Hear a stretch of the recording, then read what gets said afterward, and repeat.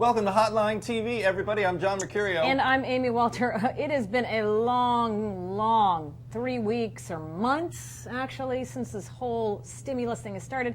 But it looks like it's finally going to leave Capitol Hill like that bill said he would and get signed by Barack Obama. All right, now that we're at the end of this very long slog, I think it is time to play my favorite game. It is my favorite game as well. Loser hat, winner hat. Loser sombrero, winner sombrero, if you will. You mean that game where we pull names out of a hat and decide whether they've won or lost in the stimulus debate? You got it, John. Good times. All right. I'm going to play first, so I'm going to pick. Ready? You pick. All right, just pick one. Barack Obama. Who's that guy? That is the President of the United States, Amy Walter. And? Look, of course he won, and I think 2 weeks, 3 weeks from now, we're not going to have the actual impact that this stimulus bill has had. But I think a lot of this back and forth and the sausage making of this policy will have been lost, and we will have acknowledged that he's scored a pretty major victory. Sure, he lost. He didn't win over the bipartisan vote that he needed or he wanted. But I think down the road. But he got what he wanted. In the end, it's the bill that he had talked about wanting from the very beginning. It went through this whole crazy process, but he got it. The real test, as we know, a few months from now. My turn. You can't pick twice. The economy coming. All right. Susan. Oh, sorry, this is very hard, complicated. Maine Republican Senator Susan Collins, Amy Walter. Not as much has been written about a senator from Maine since the venerable George Mitchell was the majority leader. Oh, Margaret J. Smith.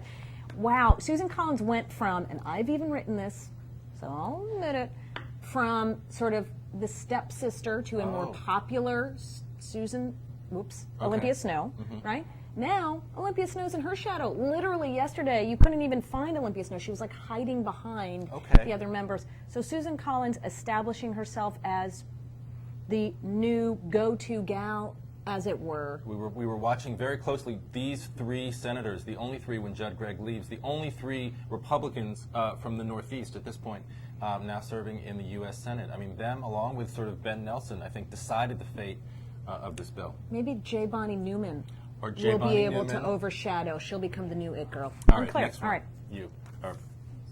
David Obey, the chair of the House Appropriations Committee. Not so much. Not a good day, not a good day, not a good week or month for David Obey. Not a good day or week or month, frankly, for a lot of people on the House side, specifically the Liberal chairman or the Liberal committee chairman who helped craft this bill. If the Obama, I mean, a lot of the weakness, we called Obama a winner, but frankly, what we did see was the newness, the junior level, the junior status of a lot of Obama's legislative staff. Look, Phil Sciolaro is a great guy, big friend of the show. He says he never misses it.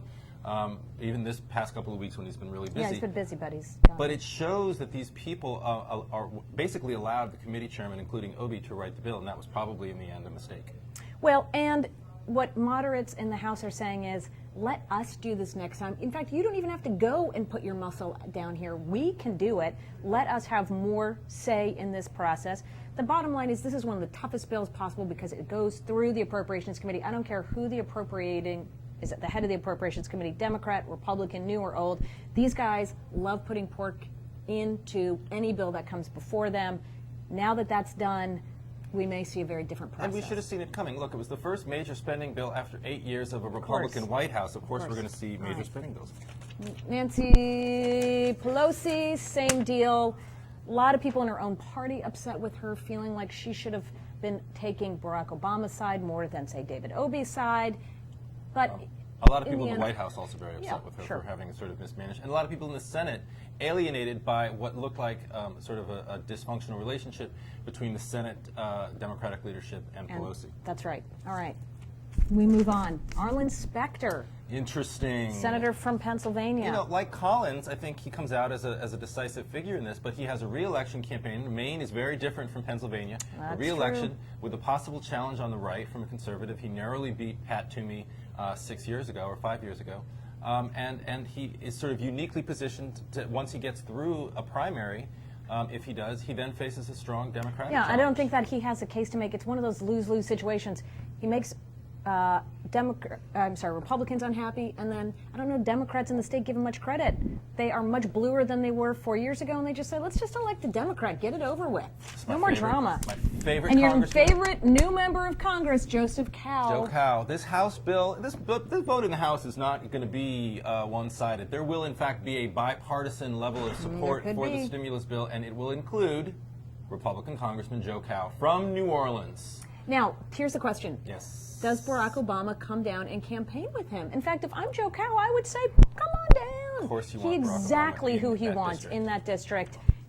Could be very interesting. All right, Probably and won't happen. finally, interest groups. Misspelled interest groups, but interest groups nonetheless. They're interesting. That was a staff error, just FYI. Yeah. That was a staff error. That was not that's something that either of us would ever No, have it done. would have gone through spell check. All right. Interest groups.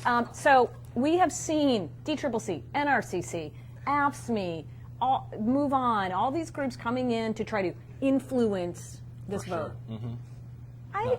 And not one is going to change. Not one vote. But for Joe Cowell, which I don't think had anything to do. In fact, I don't think he's even been targeted. On the other hand, look, I mean, you have interest groups at the beginning of a cycle who want to sort of, it's posturing. It's posturing. That's all it is. Let's just call it what it is. Let's call it posturing. Let's not say that it has any influence at all. And in fact, I'm thinking we maybe should not even cover this stuff anymore. I don't think voters are paying attention to it. I don't think that it has any influence at all.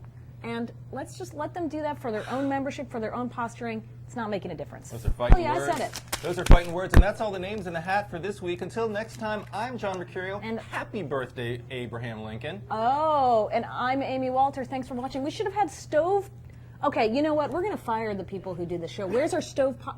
Oh, hat? our stove pot hats. Or Yes. pipe, That's what we should have pipe had. hats. That's what Instead, we should had have a sombrero. I don't remember. All right, pretend we were wearing those Abe Lincoln Right, and that we were hats pulling it today. out of Pretend I'm there. not hugging Amy. That's awkward. It's awkward. All right. Thank you. Bye.